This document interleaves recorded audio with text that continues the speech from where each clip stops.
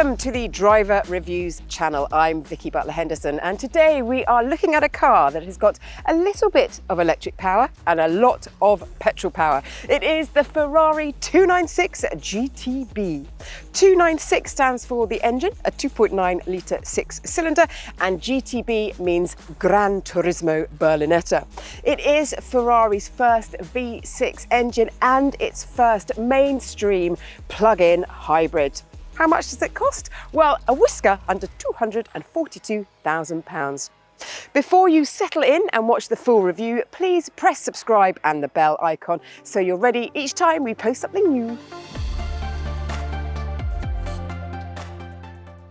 You can't ignore this car's colour scheme, and it is a nod to Ferrari's first UK importer, Maranello Concessionaires. This, however, might be the view that you would prefer to linger over. It is the mid-rear mounted V6 engine.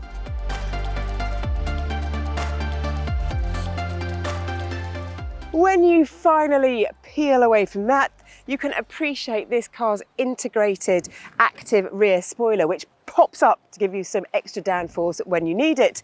Then there are these gorgeous curves, the flying buttresses, the short wheelbase, and the wraparound windscreen visor. Now, if you think you have seen elements of this design before, bravo, give yourself 10 points, because the 1960s 250 LM was definitely an influence here.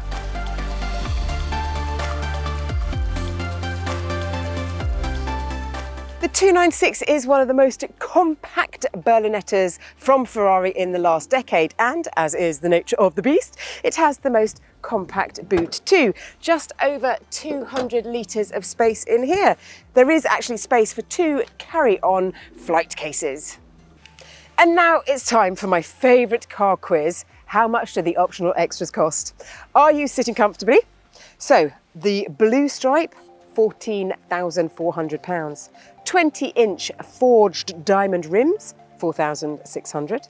Baby blue paint for the wheels, £2,400. Aluminium brake calipers, £1,300. Black ceramic exhaust pipes, £960. Carbon fibre key, £480, and worth every penny if you ask me.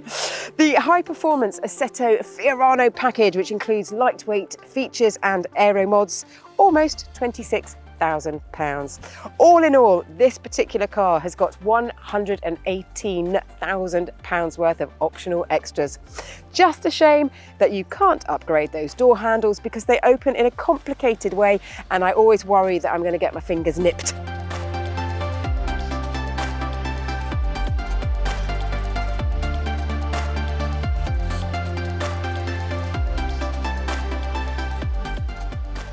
Wrapping these unforgettable blue alloys are 20-inch Michelin Pilot Sport 4S tyres.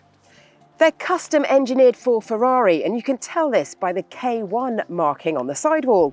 The Michelin Pilot Sport 4S was also awarded Best Tyre for high-performance cars in the DriverReviews Customer Choice Awards. With over 4,500 reviews on DriverReviews, this tyre boasts an impressive driver rating of 4.8 out of 5.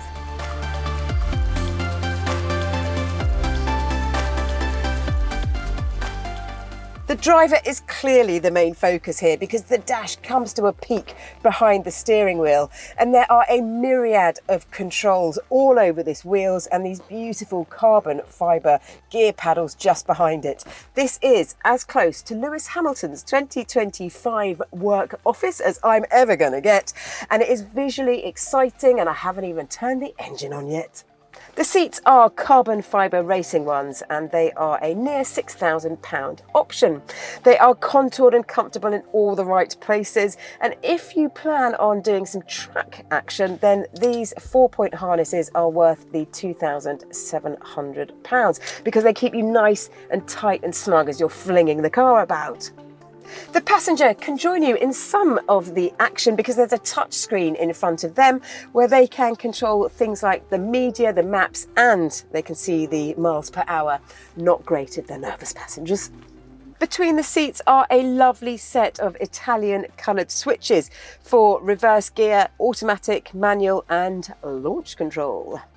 There are a couple of negatives, one being this sun visor, which doesn't hold in all of its positions. So it's a bit annoying. If I want it there, it won't go. And then there is the wireless phone charger. When I'm going round a roundabout, the phone moves off the actual mat and I have to physically move it back onto it for it to charge, which is a bit annoying. Even though this is a two-seater, there is a bit of storage space, a couple of cubbies here and here, and then there's a good-sized shelf behind the seats for a couple of work bags and a net for extra security. And then right at the very back, well, that is reserved for a very special passenger. Unfortunately, the car automatically starts up in hybrid mode, so you have to press a button to get the engine kicking in. DriverReviews partners with many of the largest tyre retailers in the world, bringing you thousands of verified and unbiased customer tyre reviews. Our independent reviews cover over 70 different tyre brands across all price ranges and feature leading brands including Goodyear, Dunlop, Michelin, Continental, Hankook and many more. So when you're searching for new tyres, look out for the DriverReviews logo to give you peace of mind that the reviews come from real customers just like you. To discover your local DriverReviews partner website and to find out the winning tyres of this year's Customer Choice Awards, visit driverreviews.com. Well, let's put those tyres to the test around this short half-a-mile circuit.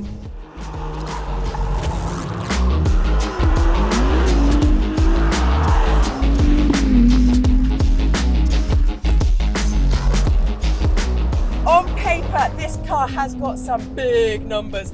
830 horsepower and 740 Newton meters of torque. And the way it puts all of that grunt and power down onto the tarmac, well, that happens in a really big way as well. 0 to 60 happens in 2.9 seconds and it'll go on to just over 200 miles an hour. When you're in hybrid mode, the throttle pickup isn't initially crisp, but very soon after that you completely forget that you're in hybrid mode because Ferrari has managed to mix those power sources so well.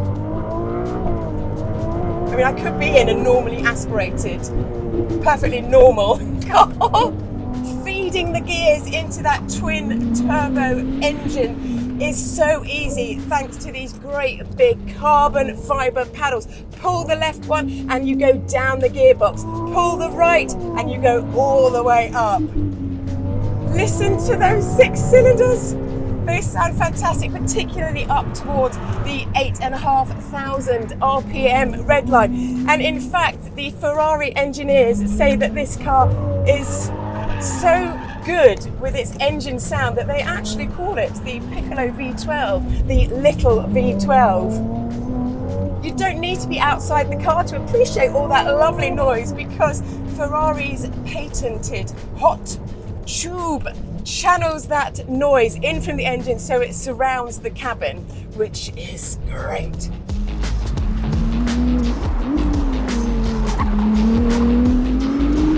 Now, this little Manettino setting is the absolute key to unlocking this car's handling potential. So you have got wet, which softens everything up if the surface underneath is a bit slippery. Then you have got, what have you got? You've got sport, then race, then traction control off, and then full-on electronic stability control off. And it's beeping to tell me that there is a warning that I now have full control of the traction on my right foot. And that little Manettino button in my eyes is, well, it's just it's a little bit of magic. The chassis remains true to Ferrari traditions in that it is rear-wheel drive, and it's also got a 6-way chassis dynamic sensor, which basically works out the optimum handling for the conditions that you are in. I mean, it is a super smart bit of kit. It's too smart for me to get my head around. All I know is that I am very much enjoying the results.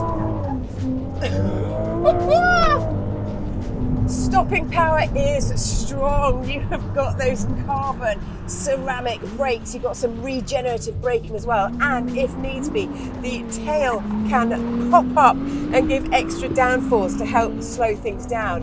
And if you're feeling particularly lazy, you can just pop on the brakes and pull the left paddle once and it will go all the way down the box until it finds the gear that you need.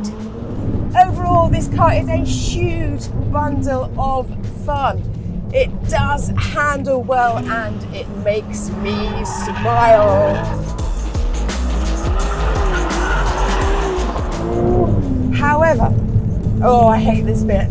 However, it's not quite as accomplished as the Ferrari 812, the big V12 powered GT car, and it's not quite as involving as my favourite Ferrari, the 458, but I am being picky.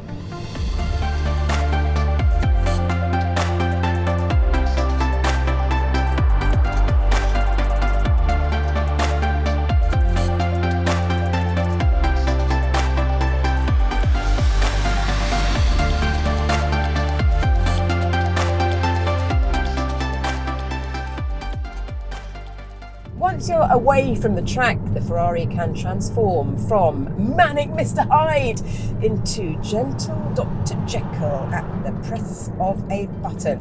Put the car into eDrive and the engine turns off and pure electric drives the rear wheels.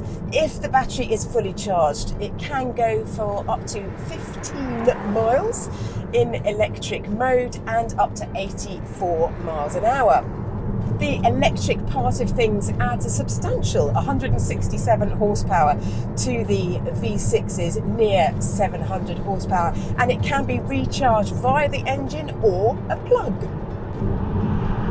This is the mode you need for those stealth trips in the early mornings or the environmentally conscious school runs with, of course, one favourite child at a time. It is one of the most surreal experiences. I am in a Ferrari. It is quiet. It's not all silence and serenity though. I have driven this car on roads which have got more concrete in them and the noise intrusion is quite excessive. Also, when you inevitably fall into one of the UK's many potholes, this car does crash into them. And while I am on this negative streak, I need to talk about the steering wheel. There are too many buttons, and I really thought that my muscle memory would manage to navigate my way easily throughout the whole wheel, but it's not the case, so it's not ergonomically brilliant.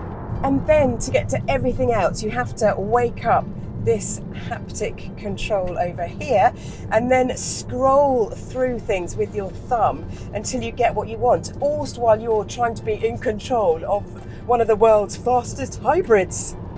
But the biggest feeling I get when I'm in electric mode is that I'm doing a disservice to my fellow road users, because when they see a Ferrari, they want to hear a Ferrari.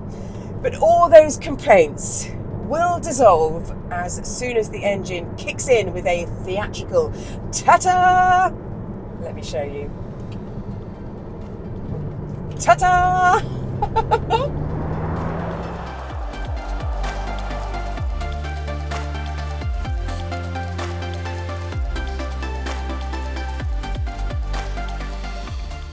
You could say the 296 is two cars in one, and therefore a bargain. Something I have never said about a Ferrari before.